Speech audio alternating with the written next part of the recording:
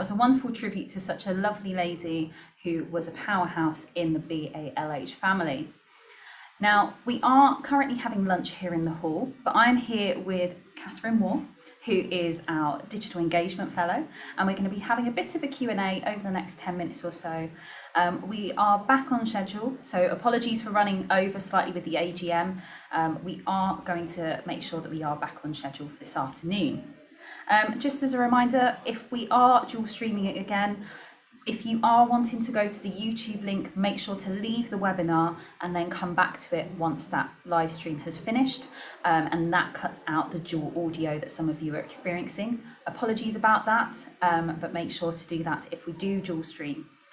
We are really looking forward to welcoming Dr. Yanina Ramirez this afternoon. But for now, we're going to talk to Catherine, who is a historian in her own right with a big following on Twitter and on social media. I mentioned this morning that Catherine has a hugely successful YouTube channel, and you may recognise her face because she has been quite literally everywhere recently with the YouTube campaign. How was that to work with YouTube officially? It was really good. I must admit, when they first contacted me, I thought it was a scam because it was just an email from YouTube, but no, it was real. And they wanted me to be part of a campaign which highlights regional creators and what YouTube can do in spotlighting regional issues and sort of things which may not reach the mainstream because they may not appeal to that many people. And I was so fortunate to be selected because, relatively speaking, my channel is actually quite small. There are people out there with hundreds of thousands of subscribers, and I only have 5,500. So I was quite taken aback, but I really loved being part of it. The image that was used for the campaign, I dressed up as Amy Johnson, and so that was on billboards and in papers, and so it was just really nice to be able to get that platform and that exposure for my work. Definitely. And now one of your big brand things is you talk about Yorkshire's hidden history, which means no Brontes, no York Minster. We don't talk about those when we're in meetings. So what sort of areas of history really interest you? So I like pretty much everything. I've gone all the way from the Romans up to World War II and beyond. I've actually gone all the way up to the Beatles. So what I find interesting is uncovering stories. So people's lives or events, these narratives which have gone under the radar for most people and they probably weren't even aware of. Things which are just fascinating to learn about. So while some people specialize in a particular topic and they can become experts in that, I like to do lots and lots of different topics, probably not expert in any of them, but I know enough about each of them to get along. Definitely. And nevertheless, your YouTube videos, and I'm not just saying this because we work together, are really fascinating and quite amusing to see you wandering around in fancy dress. And I just imagine what the behind the scenes shots look like. And I know that sometimes your family get involved and help you with those shots, don't they? Sometimes, yeah. So in terms of, you've of course done webinars with us about how to create YouTube videos and things like that. What got you into creating content in that way? So, I mean, history's always been a part of my life, and the idea came to me out of the blue. I was in last year of sixth form, and I just realised that there wasn't anyone making videos about Yorkshire history, and I thought, oh, well, I can do that. So I did, and it took a while for me to learn the skills because I never studied it at school, so no one taught me how to do it, and my early ones were very bad. In fact, my very first ones were so bad that I deleted them all, and they're banished now. But when I restarted my channel in 2018, again, you know, the videos aren't very good, but I look back on them as learning experiences. And through practice, I've been able to develop my skills to the point where I'm now quite proud of what I make. But no, so I was motivated to start it because I wanted to tell these stories, and I thought I could do it in a way which was quite different to everyone else. Definitely, and I think your style is so unique in such a positive way. You know, you sit there and you think, I really want to go and visit that place in Yorkshire now, as you're gallivanting around, which is wonderful. What's been your favourite video to film so far? Okay, Big question. Yeah, there's a couple. I think so. Sometimes I get these really wacky ideas and I think that's insane, it's amazing, got to do it. So when I did my Amy Johnson one, not only did I go to Hull and I was traipsing around the city trying to find these statues of her, and I was in full costume, so I had a group of lads shout at me, "Hi Amy," because they recognised me and people were looking at me, and it was great.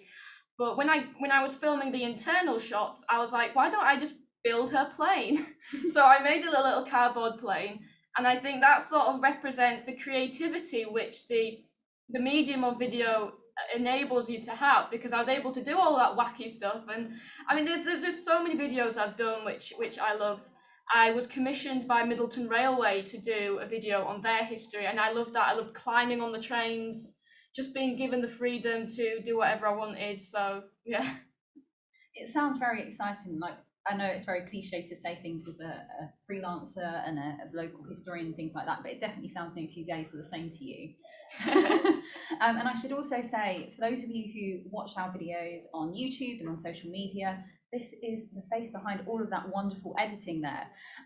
So I cannot claim credit for any of that, and I am always blown away by what you can create through my very rambly videos and podcast episodes. Again, with the podcast that is coming out currently, Catherine has spent many an hour cutting out all of my ums and ers and likes and other tics that people will get frustrated with. So I'm sure you've had enough of the sound of my voice for a little while. Well, I've got to put up with it. You did scare me once when you said you could splice it together to make it look like a no context sentence.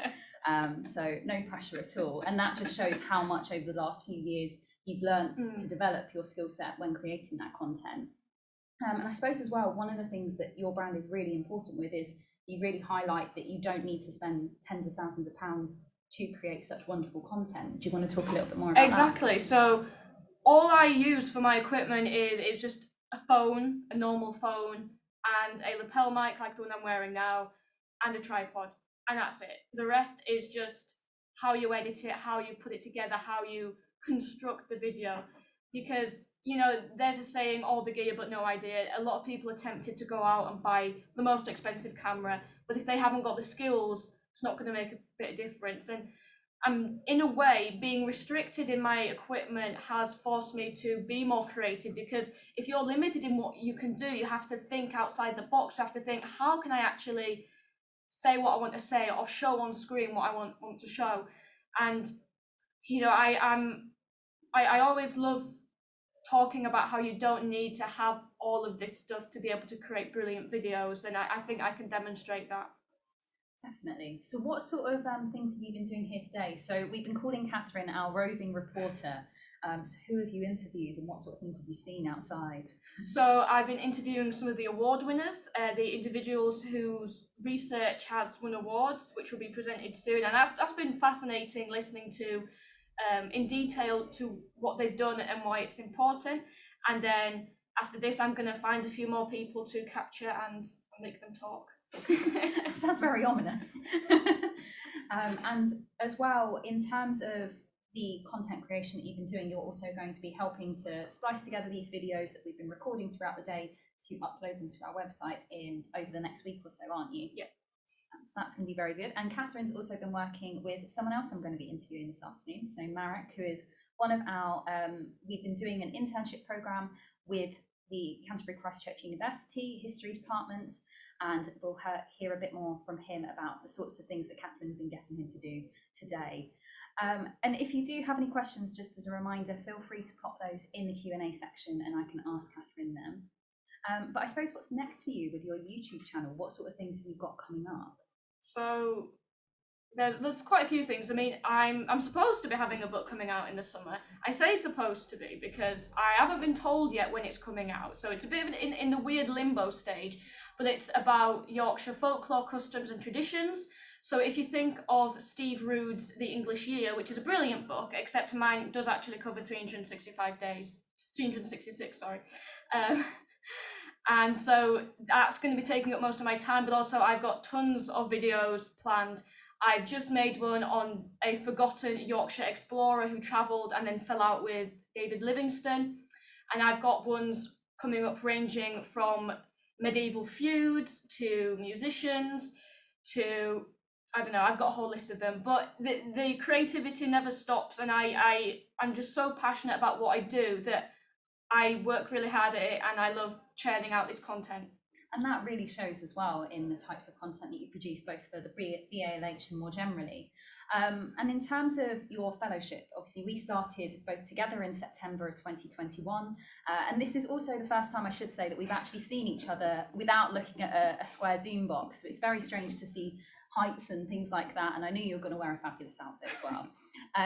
But I suppose what's been really interesting about the fellowship for you, because I know I've learned so much over the last year, I don't know if you have too. Yeah, I mean, for me, it's sort of getting really involved in the local history world and sort of seeing what societies are doing and what they may need help with.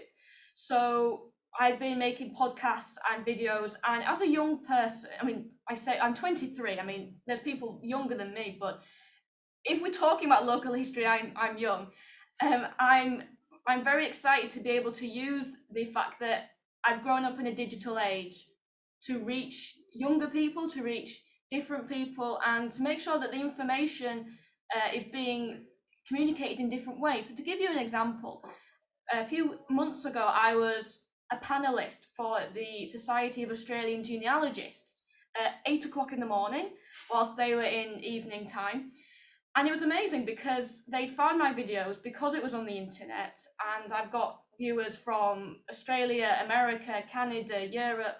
Some of them have family history links to Yorkshire. Some of them have no connection to Yorkshire, but they just like hearing someone talk about history like me.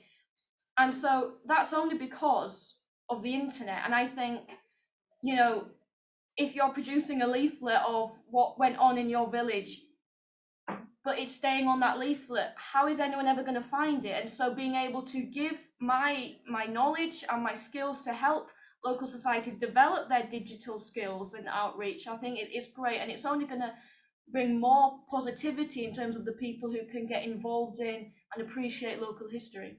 Definitely. And I think as well, if you do want to get in contact with us to participate in 10-minute talks and podcast episodes and all of those sorts of things that I mentioned at the start, and I will go through those again in just a second, please do get in touch with us. Our website is balh.org.uk, and our email addresses are there, so you can get in touch with us and talk about those things. And especially even if you don't know necessarily how to create a video, we've got people on hand to talk through those sorts of things. So definitely make sure to look at those.